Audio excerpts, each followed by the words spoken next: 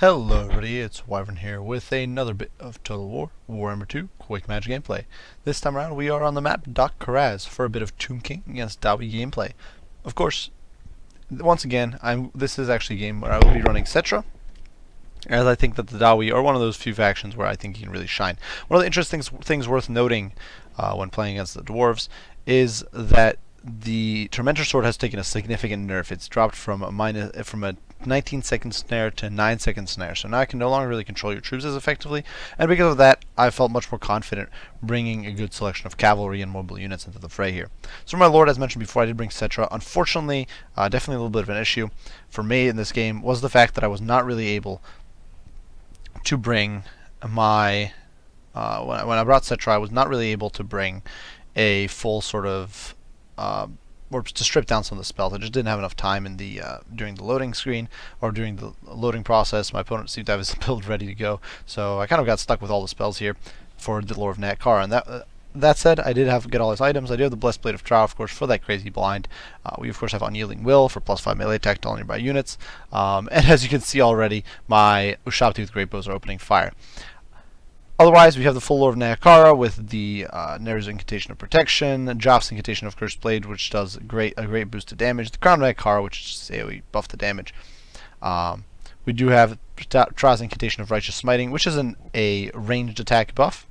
The Sekhmet's Incantation of the Skullstorm, which of course is a vortex that could potentially be decent against Dwarves, who of course can be in tight formation. Usef's Incantation of Desiccation, which is a -26 melee attack and defense debuff. And of course the Wrath of Tra, which is a knockback explosion, which could potentially help me get Cetra out of a tough spot. He is mounted on a Necrosphinx here, so he can definitely kind of plow through my opponent's troops and go wherever the heck he pleases. I figured Arc in the Black wouldn't be as useful here as a massive armor-piercing monster with huge charge bonus. Alongside him, I did not actually get to cram in a Necrotect. Once again, I didn't manage to strip up the spells fast enough. Definitely a little bit of a problem there. But my front line is composed entirely of Skeleton Warriors. These guys are trashy chaff infantry. They're not going to do well against anything the Dwarves bring to the field, but they can buy me time, and that is really the only reason they are here. For my main damaging component, it is a mixed bag of cavalry and heavy archery. You can see I do have 2 units of Ushabti Great Bows as well as the Chosen of the Gods. Immediately I'm engaging my opponent's gyrocopters with brimstone guns as well as the Skyhammer, just trying to bring him down and stop them from causing too much damage to either my cavalry or really the Ushabti themselves, or of course Cetra the Imperishable. Behind them we do have 2 units of Necropolis Knights, who of course do have poison damage, decent melee attack and melee defense, 90 armor with bronze shields, a huge amount of HP actually. It's one of the things I think people don't realize, that 5,000 HP is actually, over 5,000 HP is actually really solid for cavalry.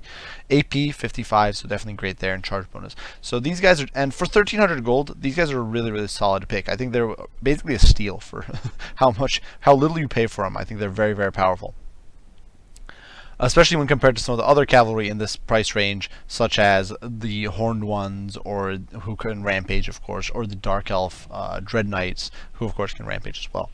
Out on the flanks, on one end we do have Skeleton Horsemen, who are simply there to interfere with my opponent's troops, as well as a unit of Skeleton Chariots, once again to kind of plow through enemy troops and provide disruption. The Ushabti with Great Bows can really pick apart enemy troops. They can deal with the gyrocopters. I think my opponent was kind of counting on other of the archers, skeleton archers, or the lower end sort of shooting from the Tomb Kings, and instead he is really going to be struggling here as the gyrocopters are simply not able to get into range before the Ushabti focus them down. The Ushabti do immense damage per shot. If we look at their exact stats, it says 124, but it's 104 armor-piercing missile damage on a basically 10-second cooldown. So these guys, as you can see, immediately just plowing into these gyrocopters with brimstone guns and causing immense damage, knocking him down by about 1,000 HP almost instantly. For his main army, my opponent did bring Grimbrindle the White Dwarf with a smoke bomb. I do believe Grimbrindle knows no fear, which provides unbreakable along the map. Foe Seeker, of course, for that speed.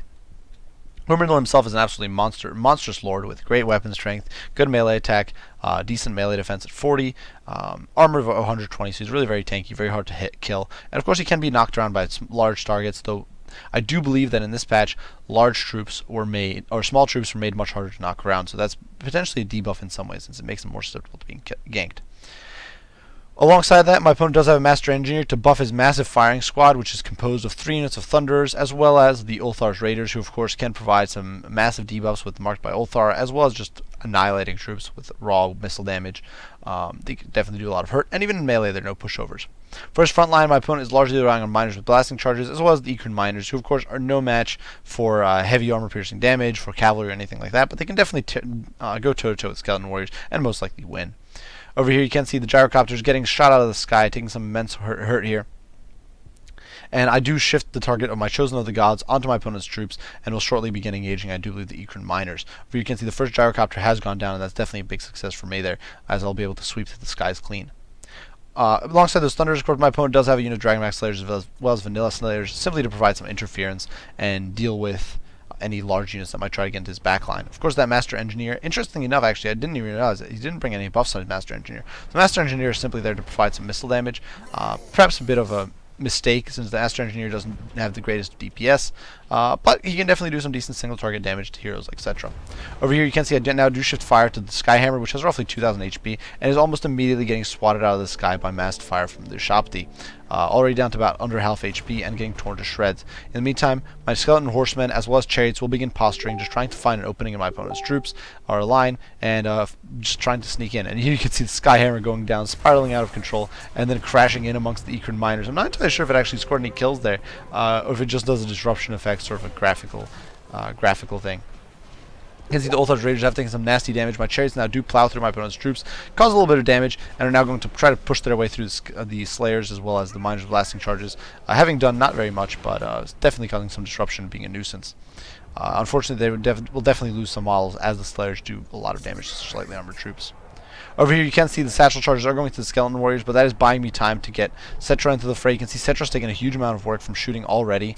And you can see the Shopti with the Great Bows just engaging on the enemy troops, on the Ulthar's Raiders, and I still have finally started committing my Necropolis Knights, starting to move them out on the flanks, even as over here the skeleton chariots are being run down by a horde of very angry Mohawk and Dwarves. Over here on the flank, skeleton horsemen, who are of course the dirt cheap skeleton horse option, are being dragged into the muck by Dragonback Slayers, but I don't really care. I'm simply trying to get these guys into the back of the enemy troops to tie down these Thunders and buy myself some time. Over here, Cetra is jumping around, doing whatever the heck he pleases. My opponent has Prophet Grumbrindle, has no fear to keep his units in the fray, but you can see the skeleton warriors are on top of the Ulthar's Raiders, causing immense work, and of course, well, actually it's mostly the archery from the Ulthar's Raiders, but there's definitely some work being done there, and now Cetra is just kind of jumping around, trying to tie down enemy shooting, and buy me some time. Over here, you can see one of the gyrocopters with brimstone guns has come back and is causing some major damage. The skeleton chariots now do push into the back of my opponent's troops, and you can see a flash bomb does go down, tying him in place and making him very susceptible to Grumbrindle, who will be able to tear them to shreds. Here in the front line, Ulthar's Raiders are falling apart. You can see Necropolis Knights doing some crazy work and just kind of jumping all over my opponent's troops. Dragonback Slayers are, of course, being debuffed by the Yusef's Incantation of Desiccation here, just as the Necropolis Knights plow through, and the Necropolis Knights are going to be able to do some immense damage in this fight. Where you can see they are tearing through these miners with blasting charges. Of course, miners with blasting charges do have armor-piercing damage, so they can potentially hit back and somewhat hard. But I'm definitely kind of counting on them not doing too much. One of the important reasons for why I brought Skeleton Warriors besides the front line is, of course, that as they die, they will start charging up my Realm of Souls meter, which will eventually allow me to get a free unit of Shopti, which can be very useful against the Dwarves. Or you can see Cetra chasing down some Thunders, and unfortunately I have not really bothered shooting down this Gyrocopter. I should definitely do that with my Shopti, and it's simply being allowed to shoot at Cetra unpunished. Over here, you can see the Slayers are being thrown into the fray against the Necropolis Knights, and despite their poison and okay armor at 90, they will definitely not be able to hold out against a bunch of Slayers, but I'm really trying to shut down these Thunders so the Cetra can kind of get clear and stay alive and do okay. Over here, the Dragonback Slayers are being dragged into the muck by a horde of Skeleton Warriors. This is not an optimal situation for them because they don't have the best of melee defense and they have no armor. So despite their physical resist, they will get dragged into the muck by cheap, kind of crappy units like that. Finally, the Gyrocopter is shot down, I do believe, by the Ushapti. And over here you can see Cetra still kind of jumping around, being a nuisance, and just trying to buy his troops some time as he runs amok. Over here, Thunder is working on the Necropolis Knights, who are going to have to be forced to flee here if they want to survive. Though actually, I do kind of forget about them and just simply leave them to sit there. Fortunately, Usurian's Incantation of Vengeance here is debuffing these Slayers, kind of slowly but surely melting them, but I'm definitely making a mistake here by allowing these Necropolis Knights to get wiped out. Over here, Cetra's still running away, just trying to stay clear of enemy troops, trying not to get tied down by Slayers, who are slowly but surely getting chewed apart by this horde of Skeleton Warriors. The Ushapti are still around kicking, and they will be able to tear through these low-end infantry pretty effectively, as Cetra does shut down the Thunderers. Over here, the Necropolis Knights are able to push into the Thunderers, kill a few of them, and though these guys will most likely die before they're able to do too much more to the Slayers, they nonetheless have kind of dealt with enemy shooting, and if with enemy shooting gone, my opponent is definitely going to be a bit of a rough spot. Where you can see the Thunders being ridden down by the Necropolis Knights, who are just raking in kill after kill and causing some immense work. And down here in the pits, the Dragonback Slayers down to 2 models, still fighting like mad, buying time for their fellow Dawi with their lives. Up to 134 kills. These guys have been doing some monstrous work, but they're finally going to get dragged into the muck by the combined might of the Ushapti, great by the Chosen of the Gods here, as well as the Skeleton Warriors. And you can see they're definitely taking a lot of hurt. Over here, the Thunders are getting ridden over by Citra, who finally does cause them to break. And over here, the Necropolis Knights do finally fall apart to the Slayer pressure. However, my opponent's troops are definitely kind of broken up at this point. He's very low on shooting. And you can see I'm now kind of engaging on the Master Engineer and just trying to wipe out the last remnants of his force. At this point, he does have a handful of Equine Miners, a unit of Slayers on very low HP, some Miners with blasting charges over there, and I do kind of need to kill them off and isolate them before they can get out of control. As you can see, I'm trying to keep Cetra clear of Grumbrindle because just a few hits would be enough to drop Cetra to the point of no return. Grumbrindle still does have a very healthy amount of HP, which he could abuse against Cetra. So I do try to isolate this Master Engineer and kind of bring him down to size. The Master Engineer doesn't have the best of melee stats. Against the Ushapti especially, he won't do great. And with Cetra in there, he could definitely be in a bit of a pickle, especially because Cetra is buffing those nearby troops' damage. Over here you can see there are Slayers coming in, so I'm going to start sniping away at them with the Ushapti, just trying to bring them down to size, because of course the Slayers are incredibly dangerous to units such as the Ushapti. You can see, however, they do have that 32 melee defense, so despite the fact that the Ushapti jump into them, they're going to have definitely a rough time trying to tear through them with their 38 melee attack. Definitely not going to be the easiest of times for them. Over here, the Necropolis Knights are finishing off the Miners' blasting charges, and my opponent's troops at this point are basically all gone. He's been reduced to Master Engineer, alongside, of course, Grumbrindle the White Dwarf. That said, the balance of power is still incredibly even. These last 3 Slayers on 10 HP, courageously fighting for the Dawi nation. Even as they're literally getting jumped all over. And you can see down to 7 HP, just refusing to die. 5, and still on 2 models. It's pretty ridiculous. 1, finally. Citra's kind of just trampling all over him. And hopefully this guy will shortly go down to the might of the Ushapti. He finally is going to get slaughtered there, kind of exploding and dying. Over here, Citra kind of doing his own thing, doing whatever he feels like. I do pop the blind on him, simply to interfere and try to kind of reduce the stats of these troops, such as Grumbrindle, and most importantly, of course, the Master Engineer, who does get terrified and is going to be really badly beat up here. But as you can see, the balance of power is still very, very even.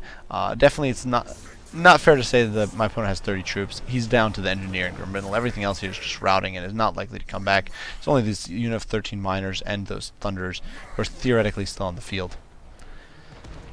Over here, though, you can see definitely the Engineer having a rough time of it, breaking and kind of falling apart. But I do lose my Skeleton Warriors in the process, and now the situation is definitely rough. Grumbrindle, of course, does have okay melee defense at 40, despite all the buffs coming in from Cetra.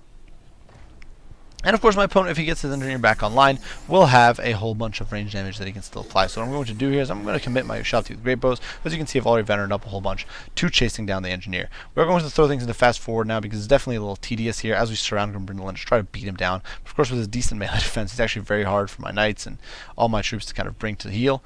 And as you can see, he does get Foe Seeker to boost his vigor, just pop a Smoke Bomb to debuff my troops. It's definitely causing some major work as we slowly but surely muck Grumbrindle down.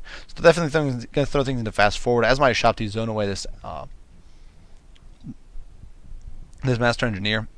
Obviously, I didn't want to commit Cetra into the fray because if Cetra got caught against Grumbrindle, he could potentially suffer fatal damage, and that could potentially still be endgame for me at this situation because Grumbrindle could still very much go toe to toe with my monstrous troops.